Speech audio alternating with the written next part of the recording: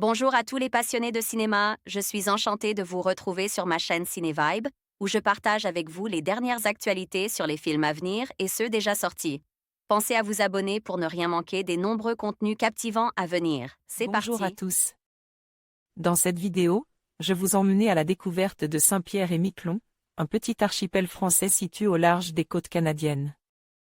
Je vais vous parler de la culture unique de ces îles, de leur histoire fascinante et des paysages à couper le souffle qui les caractérisent. Vous verrez également quelques activités incontournables à faire sur place. Préparez-vous à explorer ce coin de France en Amérique du Nord avec moi. Destiny Film date de sortie, 25 mai 2022 durée, 1h35 site officiel une mise en abîme qui ne tourne pas très rond. Céline, actrice, décrochait un rôle dans le nouveau film de Milan Zodowski, un cinéaste vénéré mais mystérieux, qui n'a rien tourne. Depuis sa palme d'or remportée pour son unique long métrage il y a très longtemps. Elle embarque pour Saint-Pierre et Miquelon, où doit avoir lieu le tournage. Mais à son arrivée, l'équipe se résumait à une regisseuse et un preneur de son, alors que Milan reste enfermé dans une cabane pour créer. Céline n'est pas au bout de ses surprises. Destiny filme le cauchemar, pour un acteur ou une actrice, c'est sans doute de s'engager dans un tournage alléchant qui vire à la catastrophe. Dans Ça tourne à Saint-Pierre et Miquelon, l'héroïne accepte ainsi un projet en se fiant seulement à la réputation artistique d'un réalisateur et elle s'en mord vite les doigts. Mais cette réalité peut s'appliquer au film lui-même car il est rapidement flagrant qu'un scénario séduisant peut produire un résultat décevant voire désastreux. Attention, nous n'affirmons évidemment pas que les interprètes de ce long métrage renient cette expérience. Mais il y aurait de quoi. La mise en scène de Christian Monnier, mollassonne de bout en bout, ne parvient jamais à proposer une inspiration constante ni un style cohérent, alternant comédie lourdingue digne d'une mauvaise shortcom. La séquence d'ouverture avec Claire Nadeau ressemble même au travail d'un étudiant débutant sans budget ni talent, et drame intime aux vagues airs de thriller, traite avec autant de créativité qu'un banal téléfilm de France Télévisions. Le groupe est d'ailleurs partenaire via la chaîne locale Saint-Pierre et Miquelon La Première. Le tout est ponctué de quelques moments plus inventifs, soit par le biais d'un humour plus décalé, mais qui tombe régulièrement comme un cheveu sur la soupe, soit grâce à un mélange de poésie, de bienveillance et d'amour de la nature.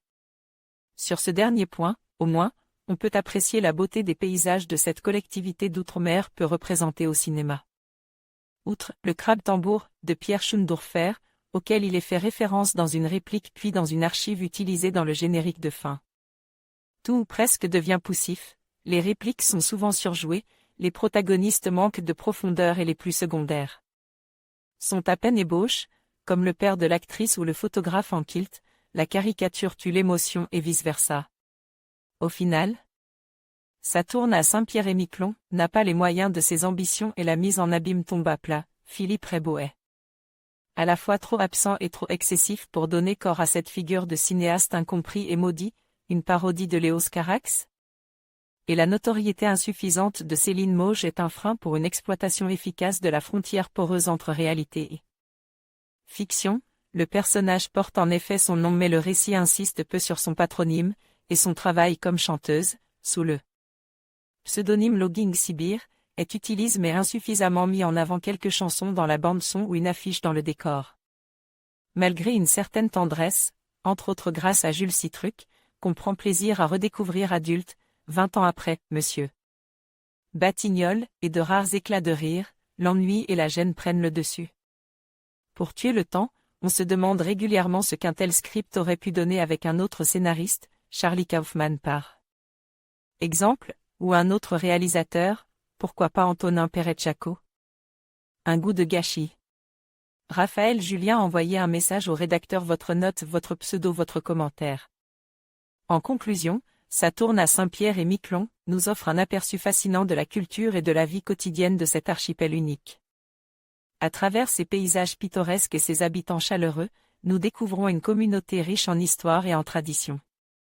Que ce soit par le biais de ses festivals, de sa gastronomie ou de ses activités artistiques, Saint-Pierre et Miquelon continuent de captiver ceux qui s'y aventurent.